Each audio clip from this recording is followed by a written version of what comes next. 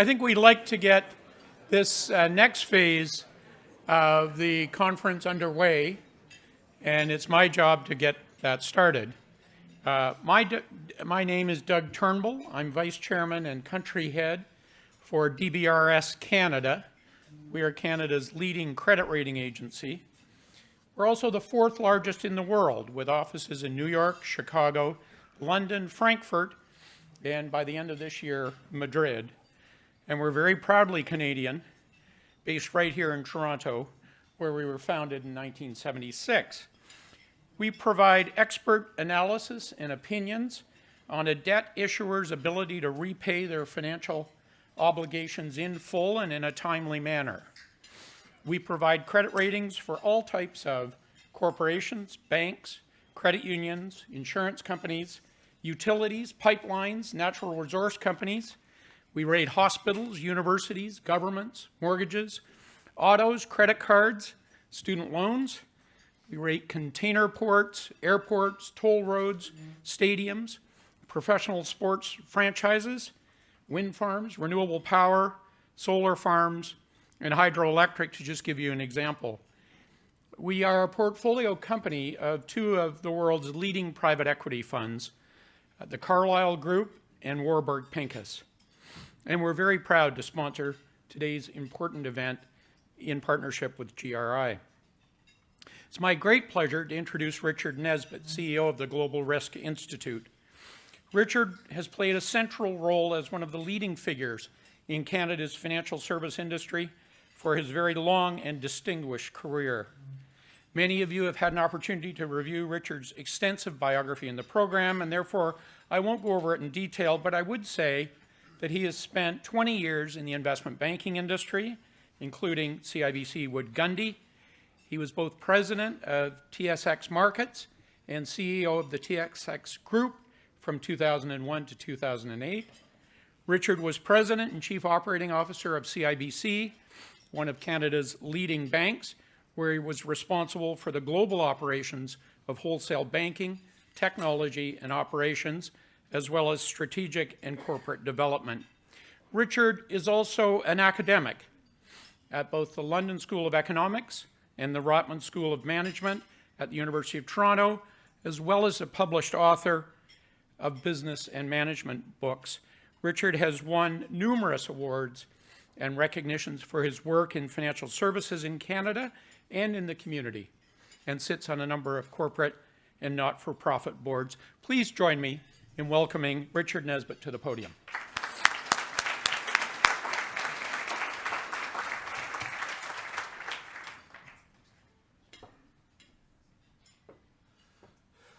Well, thank you, Doug. I want to thank DBRS for being a sponsor. It's very important to us and allows us, together with Deloitte, Promontory, and Rotman's MFIN program, to give you this wonderful meals.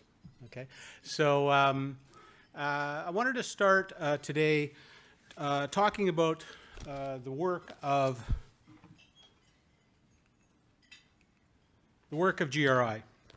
I'm only going to spend about 10 minutes on this, and then I'm going to turn it over to our featured speaker for the lunchtime event. But just to review what we've been up to for 2018. We established this mission that's on the screen back in 2015. Tiff Macklin became chair, I became CEO back then, and really wanted to bring together the best ideas in risk management for industry, academia, and government, and develop actionable insights. In other words, well, what are we supposed to do about this? It isn't just research for the sake of research. So we did tilt towards industry, and I'm glad to see so many people from the industry here today. But we did tilt, our actionable insights should be actionable for our members, who are members of the industry, banks, insurance, pension funds, asset managers. And of course, many of these organizations are public companies, but some of them are government-owned companies as well. Every year we survey our members. Let me see. Oh, now we're going to do a poll. So I wanted to start with this after the mission. So we're going to use the Slido technology. So everybody here, I should have warned you about this. Everybody here has some sort of a computing device with them, right? They're going to hook onto Slido, slido.com. And they're going to, the code is pound GRI 2018.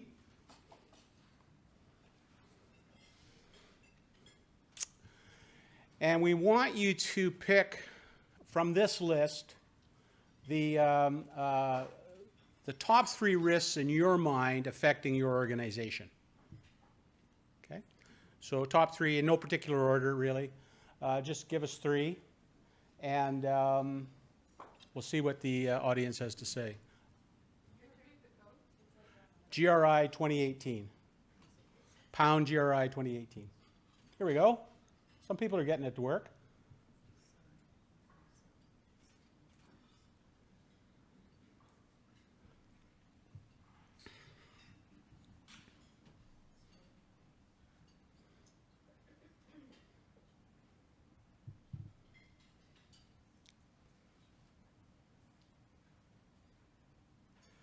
Well, cyber risk certainly at top of the list. It's amazing the balance between many of the others, actually. So keep on filling that out. So we're going to survey you again at the end of the conference. Look for any sort of differences that come about through the last question, and we'll talk about the answers to these at the end of the conference. Mark Kaplan will come up and talk about these. But you can see the first thing we do is survey. By the way, this is not our annual survey. We actually do a more formal annual survey of our members. It's amazingly how consistent it comes up, though. So the first thing we do is an annual risk survey. So we've 3 years in a row, and Alex LaPlante, our MD Research, is just preparing the next survey that'll go out in the next few weeks. You can see the consistency over the last 2 years has been that cyber risk has come up, number 1, quite significantly number 1. And of course, we just saw that on our Slido poll. But the other risks sort of move around quite a bit. You can see that cyber really was much lower down 3 years ago. And climate change, I had to stretch the graph out to find climate change on the top risks for our members back in 2015. That's been moving up. Cyber risk has been, climate change has been moving up. Cyber risk, of course, has jumped up to the top. And the other risks seem to move around a little bit. Industry disruption, of course, that's technology-based mainly.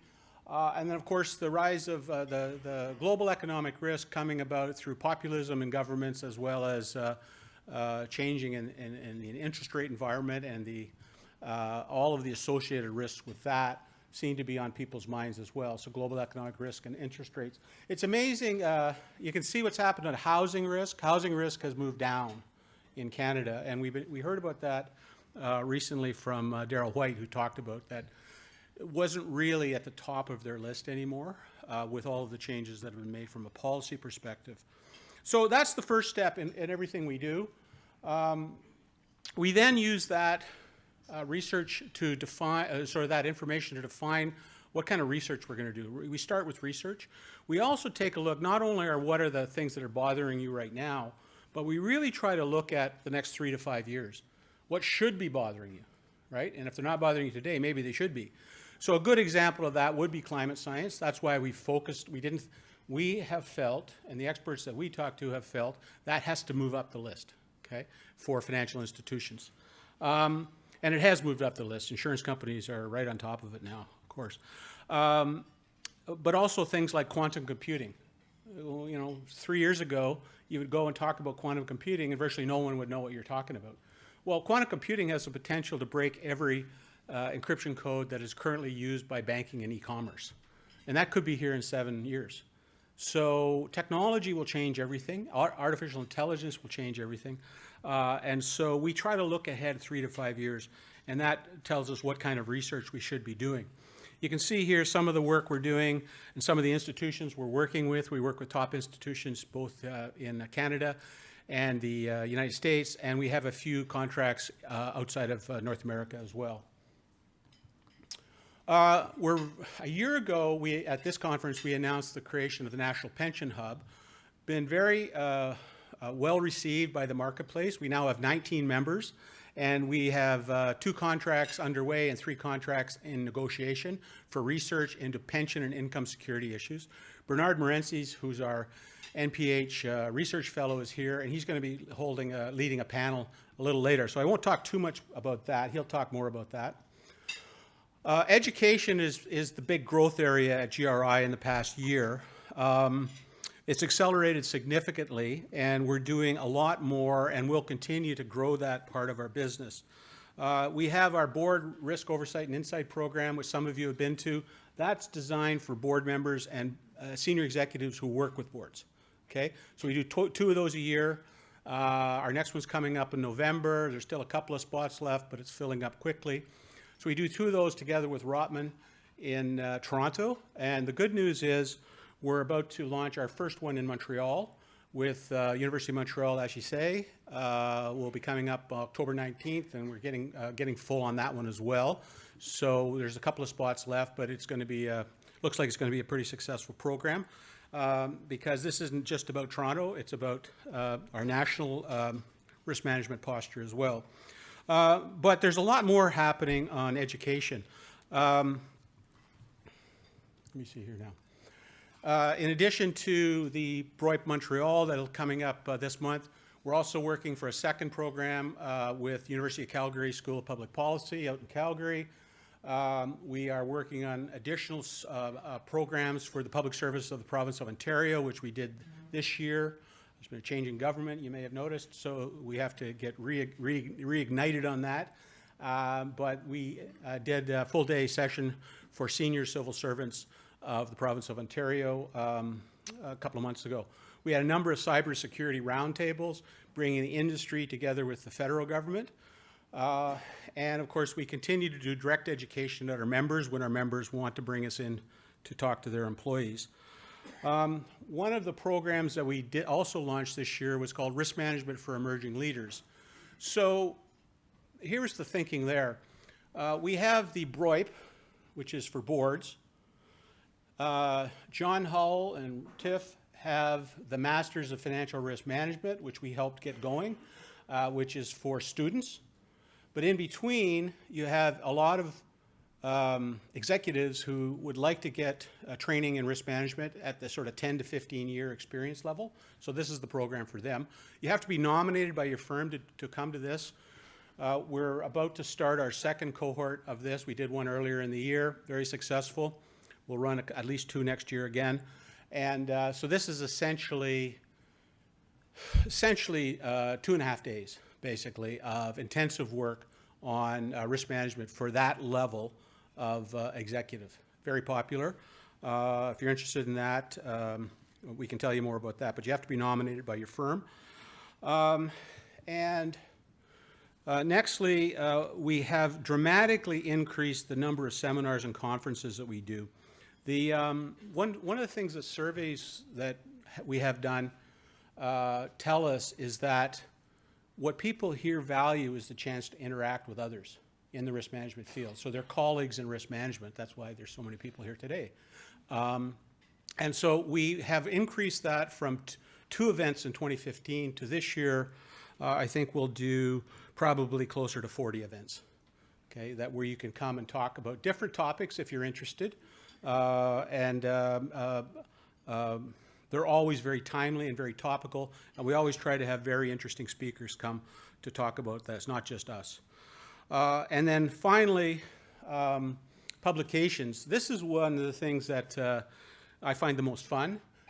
We put out publications, all different sort of things, all risk management focused, and all really sort of, are you thinking about this? Like they're all sort of cutting edge, kind of, you should be thinking about this, and here's what you maybe here's kind of maybe the way to look at that and what to do about that. So we have papers out on fintech done by Alex LaPlante's team. We had a paper on open banking from our speaker who will be up next. Also, what makes a good risk manager? I think that was by Mark Hughes, who has recently retired from RBC, and he'll be up later on the panel as well. So these are very topical. I don't know where else you would get these if we didn't do them. And so I would encourage you, and to keep an eye on our papers for the ones that are of interest to you. And it's amazing, I go out and I'll see a CEO from one of the big organizations, and they'll be telling me in their own inimitable way, criticizing me, in other words, for the paper that we just put out on anti-money laundering. I said, well, what I admire about that is you actually read our paper on anti-money laundering. You may not agree, but at least you read it, so it's fantastic. So what's next for GRI? Well, coming up in the new year, Sharon Ludlow has organized, together with us, she's one of our executives in residence, a conference for property and casualty insurers. So that'll be in March 2019. Lois Tulo is working with the credit union industry to put on roundtables for the credit union industry who came in to see us and would like some help in that. These are areas that we're not as deeply penetrated into, but clearly there's a natural need for more risk management education and training and experience. We're going to put in more executives in residence, so we're putting out more papers and having more seminars. And a particular interest going forward is we want to take this Canadian message of quality risk management more internationally. So we can, every one of our Canadian firms, whether it be in banking, insurance, pension funds, investment management, they're quite international, okay? And so there's a advantage of us getting that message out around the world that the quality of Canadian risk management is actually at the top of its field in the world. And by the way, we think that here in Canada. Outside of Canada, they actually don't think about us very much, right? So the more we can get that message out, the more we believe that it will help our industry as they step out of Canada, as they increasingly are. So that's one thing you're going to see much more from us. And then, and finally, of course, more research, more education, more publications will be coming. Mark intends to increase that, not at the laggardly rate that I've been running it at. So thank you for being here. I really very much appreciate it. This is record attendance we've had at the Global Risk Summit. And next year, now everybody's going to be coming to me saying, well, maybe we need a bigger room, right? So anyways, that's a good problem to have. So now I'd like to introduce Professor Marcos Zachariadis.